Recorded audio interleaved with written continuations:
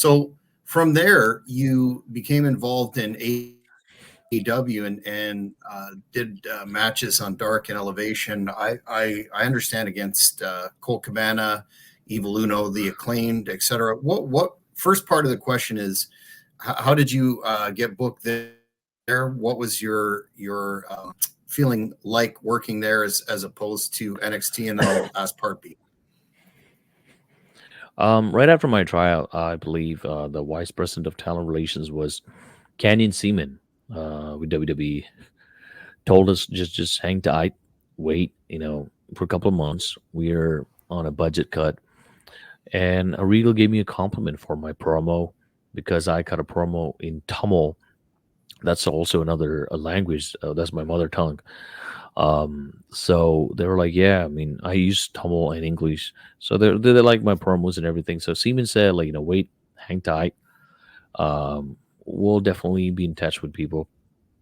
At that time, a massive firing happened. A lot of people let go. I got a chance to get a hold of QT Marshall, who runs Nightmare Factory.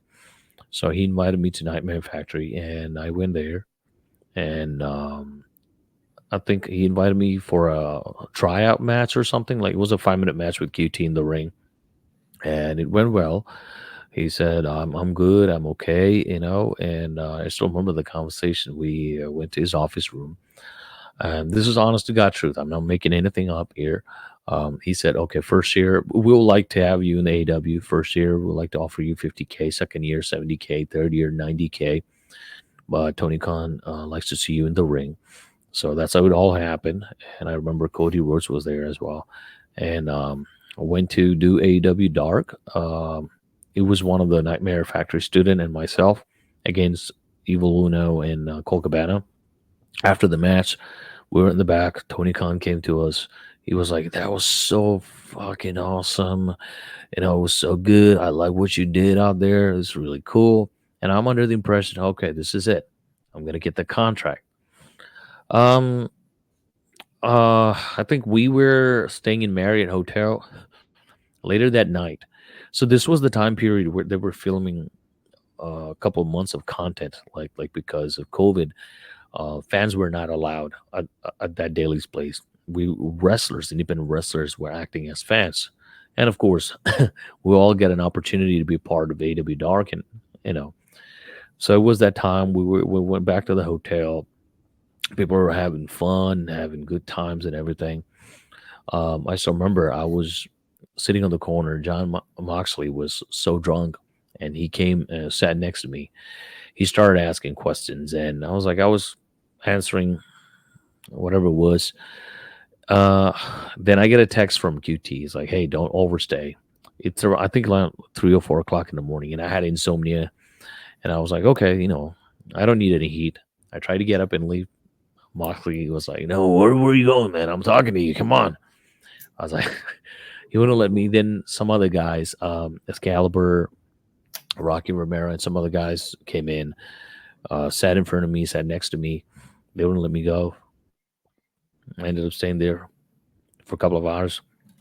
The next day, I went to QT and I was like, "I'm sorry, man." I was like, "They were not letting me go." He was like, "No, no, no, you're fine. It's all good." From that moment, I don't know what happened, and there was no talk, nothing about contract, nothing.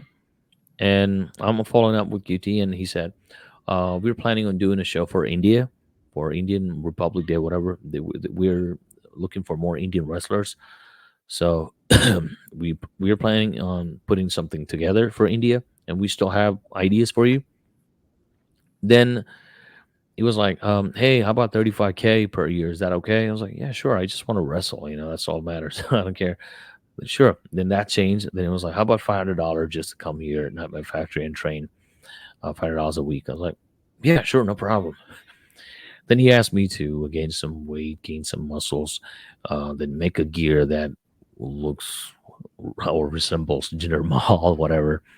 I did everything, whatever he asked me, and then I mean, I kept following up with them, and then they invited me back to work against the Acclaim, and Anthony Bowen's amazing guy, such a professional, great dude. I wish I could say the same about Caster, but um, and I guess this is the first time I'm revealing one of the secrets too. During that time period, since we're all wrestlers, even there was no fans, when mistakes happens, they go back and they retake it, just like in a movie. If you mess up some spots, they'll be like, okay, cut it. All right, go back. We got to change the camera angle and you got to do that again. Action. So, so in my tag match, Bowens and Caster bumping me a couple of times, and they put all of their shit in. And then finally, Bowens is the legal guy. He tag Caster, then Bowen pins me. 1, 2, 3. We went to the back, and Tony Khan was like, "What the hell, dude? Like you pinned him, but you already tag Caster. That's weird." And then we had to go back, and Big Show Paul White at that time, he was like, "Hey, Vineesh don't need to take any more bumps. Just drop the elbow on him, pin him 1, 2, 3." They didn't want to listen to him either. They still want to come back, and they just wanted to give me a couple more moves, and then 1, 2, 3. So yeah, and that match was terrible, and they didn't really give me anything, and I guess the purpose was to make me look so bad. Because if you watch that, they're except Tony Schiavone's and Paul White's commentary putting me over. Tamilian Vineesh, what a great guy, amazing guy.